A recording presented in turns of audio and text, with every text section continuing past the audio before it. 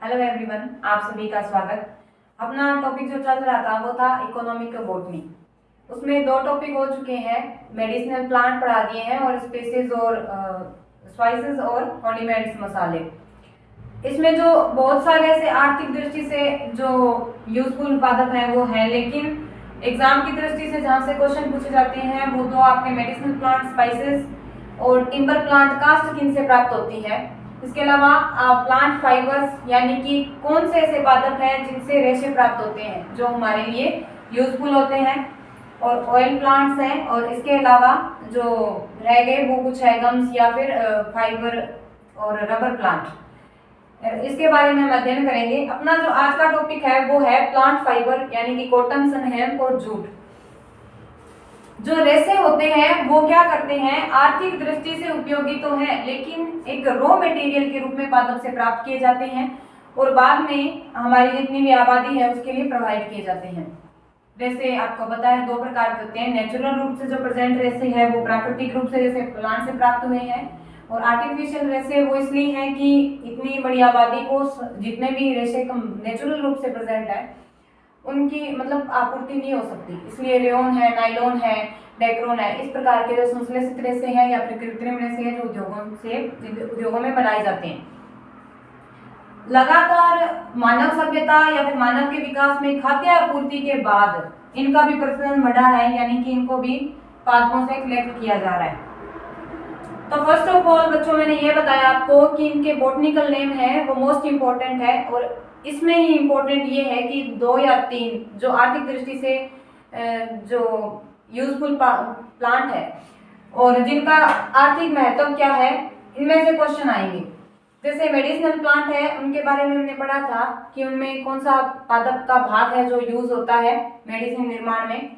दूसरा हमने पढ़ा था स्पाइसेस हैं, उनके पादप के कौन से भाग से प्राप्त होते हैं, उनका मुख्य यूज नहीं पूछेंगे लेकिन ये बॉटनिकल नेम और पादप के कौन से भाग से प्राप्त होते हैं। थर्ड है प्लांट के फाइबर्स, कॉटन, सन, हेम्प, जूट। मोस्ट इंपॉर्टेंट है इसमें कॉटन, और इसकी जो फैमिली होती है जिसको कपास बोलते हैं, Malvaceae family. Botanical name Gossypium. इसके अलावा ये जो है ये स्पीसीज है, अर्बोरियम है, इसकी स्पीसीज है। जो कॉटन प्राप्त होता है वो पादप के कौन से भाग से प्राप्त किया जाता है, बाह्य चोल से।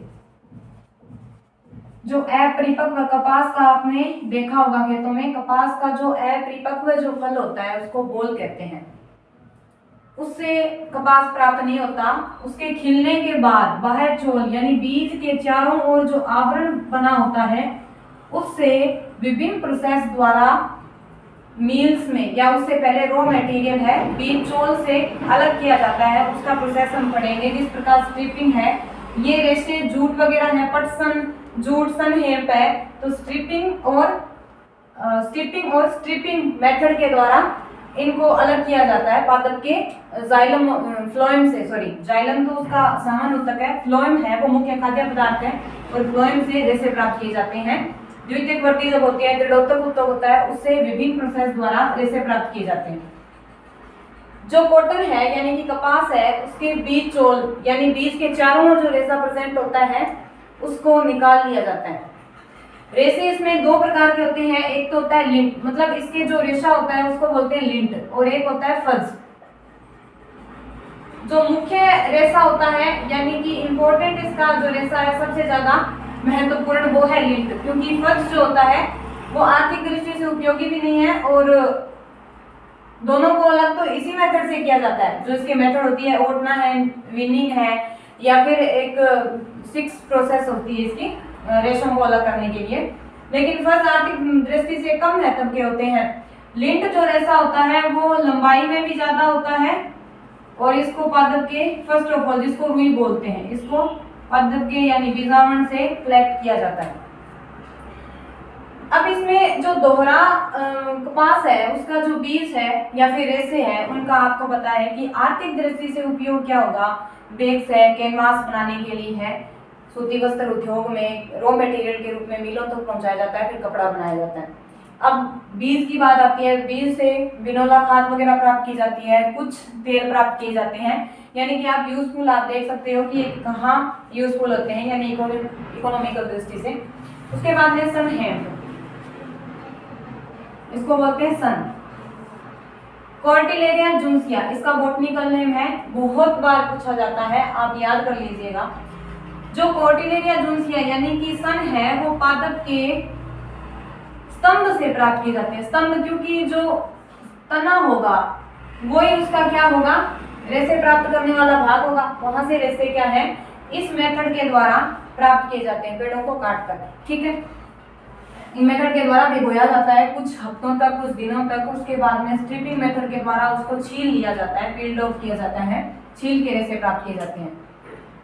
जो सन है उसका यूज है जैसे जिस प्रकार रेशे बनाए जाते हैं, आप दरिया वगैरह है, गलीचे है, कैनवास है, वेब है, फिशिंग नेट इसके द्वारा बनाए जाते हैं। सन से जो रेशे प्राप्त होते हैं उसे फिशिंग नेट बनाए जाते हैं। अपरिपक्व जो रेशे होते हैं उसे टिश्यू पेपर है, और सिगरेट के जो ऊपर का भाग होता है वो बहुत ही हल्का और मुलायम होता है, वो प्राप्त बनाया जाता है। ग्रीन मैन्योर, ये बिल्कुल सही है कि कुछ रेशे हैं उनसे बचा हुआ जो भाग होता है उससे हरी खाद तैयार की जाती है, जो प्लांट्स में भी डाली जाती है उनके ग्रोथ के लिए, और कुछ अदर एक्टिविटीज होती है जितनी भी उनके, यानी कि जो लीफ होती है इनसे, वहां से ये ग्रीन मैन्योर है, हरी खाद बनाई जाती है। सीड से प्राप्त, इसके सीड से जो गोंद प्राप्त होता है उसको वस्त्र की रंगाई छपाई में यूज किया जाता है। जूट जो है, जूट को उसका कोरकोरस कोप्सिलरिस इसका बॉटनिकल नेम है, ये लिख लीजिएगा। इसका मुख्य रूप से जो यूज है वो है कागज निर्माण में, और जो रेशे है उनका जो मेन यूज है वो आपको पता ही है, क्योंकि अधिकतर रेशे हैं वो दरिया, कालीन, गलीचे वगैरह या फिर तकियों में डालने के लिए इस तरह से यूज किए जाते हैं। उसके बाद में रोसेला, इसको कहते हैं पटसन। पटसन हिबिस्कस सेबेरिफोला, हिबिस्कस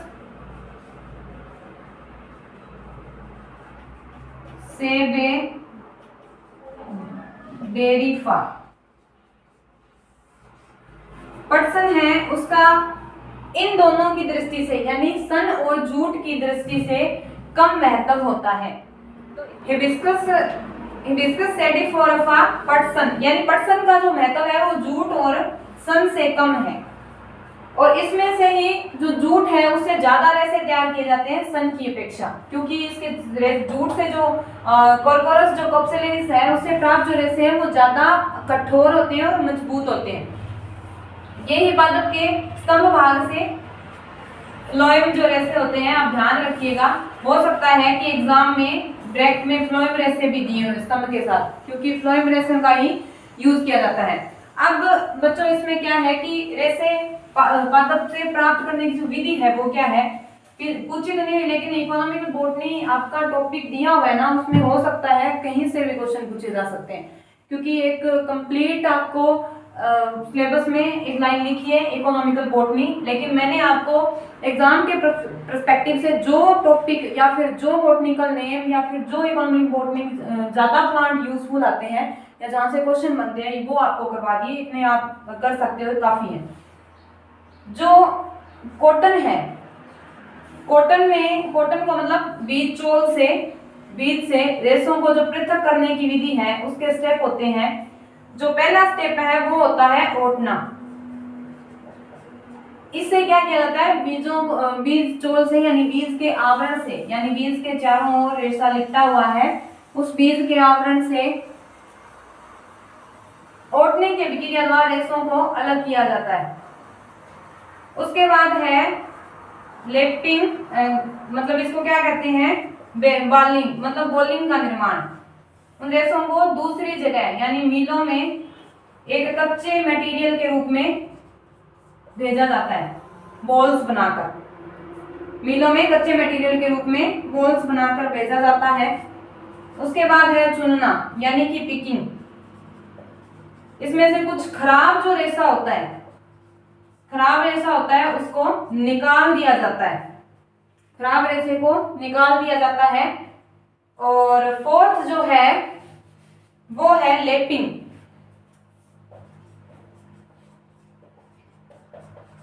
इनमें क्या होता है कि रेशों की लगातार झुंड बनाया जाता है 3-3 लेयर के रूप में। ऐसे पहली है ओटना, जिसमें से बीज चोल से रेशों को अलग किया जाता है। दूसरी है बोल का निर्माण जैसे मिलों में कच्चे मटेरियल के रूप में भेज दिया जाता है बोल्स बनाकर। इन बोल्स में से पिकिंग अभिक्रिया मतलब प्रोसेस द्वारा खराब रेशा है उसको निकाल दिया जाता है, भी कहीं ना कहीं वस्त्र है वो खराब ना हो। उसके बाद में क्या किया जाता है, कार्डिंग या फिर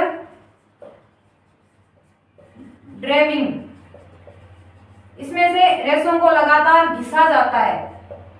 घिसने की जो अभिक्रिया प्रोसेस है, सॉरी अभिक्रिया बोला मैंने, वो केमिकल रिएक्शंस में होता है। तो ड्रॉविंग के द्वारा रेशों को घिसा जाता है। और लास्ट है वो है ट्विस्टिंग। लास्ट जो है वो है ट्विस्टिंग। इसके द्वारा क्या किया जाता है, धागा है, धागे का निर्माण किया जाता है। सूत एकदम काफी प्रोसेस द्वारा जब ये अभिक्रिया कार्डिंग या फिर ड्रेविंग अभिक्रिया की जाती है तो लगातार जो कच्चा धागा है वो थोड़ा मजबूत होता जाता है। और ट्विस्टिंग अभिक्रिया द्वारा सूत का निर्माण कर लिया जाता है। पहली है ओटना, दूसरी है उसको कहते हैं गिनिंग। ये बहुत बार पूछा जाता है। बीज चोल से सर्वप्रथम कपास के रेशे को अलग करने की जो प्रोसेस है उस क्या कहलाती है, गिनिंग कहलाती है। उसके बाद है बोलिंग का निर्माण, फिर पिकिंग के बाद आपकी है कार्डिंग यानी ड्रॉविंग, और उसके बाद में है लैपिंग रह गया, हाँ लैपिंग। उसके बाद में है ड्रेविंग और उसके बाद में है ट्विस्टिंग।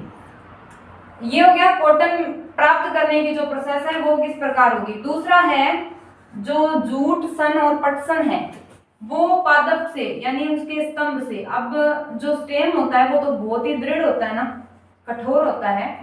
तो इससे रेशे किस प्रकार प्राप्त किए जाते हैं, तो पहले है स्टिपिंग। इस प्रोसेस में जो लकड़ी काट ली जाती है यानी उनके लट्ठों को जल में डुबोया जाता है 10 दिन 15 दिन या फिर कुछ महीनों तक, क्योंकि इनकी जो कास्ट होती है बहुत ही कठोर होती है। कुछ जीवाणु क्लोस्ट्रीडियम पैक्टिनोमोरम और क्लोस्ट्रीडियम वाइट्रिकम, इन जीवाणुओं की एयरवाइबियस श्वसन मतलब ऐसे कहाँ बिल्कुल ऑक्सीजन की बिल्कुल कमी हो उसके द्वारा जब प्रोसेस करवाई जाती है तो ये क्या करते हैं, जो रेशा होता है, क्योंकि बहुत सारे जीवाणु होते हैं जो कास्ट को खाते हैं मतलब कास्ट पर ग्रो करते हैं, कवक वगैरह है, जीवाणु वगैरह है। तो ये दोनों जो जीवाणु है, ये हो सकता है ये ना पूछे लेकिन आपके जनरल नॉलेज के लिए बता देती हूँ। स्टिपिंग प्रोसेस में लकड़ी के लट्ठों को काफी दिनों तक जल के साथ डुबोया जाता है और इन बैक्टीरिया को भी डाल दिया जाता है। तो स्टिपिंग प्रोसेस में क्या होता है कि वो जो छाल होती है वो थोड़ी ढीली हो जाती है, और स्ट्रिपिंग प्रोसेस में उस जो ढीली हुई छाल को जो लूज हो जाती है बिल्कुल, उस छाल को क्या करता है, ब्रेक या फिर जर्क यानी तोड़ते हैं। ब्रेक डाउन मतलब तोड़ दिया जाता है, छीलना इसको बोलते हैं। उसके बाद में जो रेशे हैं वो अपने पर्सपेक्टिव से या फिर किसी भी उद्देश्य से है वो अलग कर लिए जाते हैं। तो ये बच्चों हुआ आपका प्लांट फाइबर, मोस्ट इंपॉर्टेंट है, इसलिए आप बोटनिकल नेम जरूर याद कर लीजिएगा। अगला हम पढ़ेंगे टिम्बर और ऑयल प्लांट अगली क्लास में। Thank you.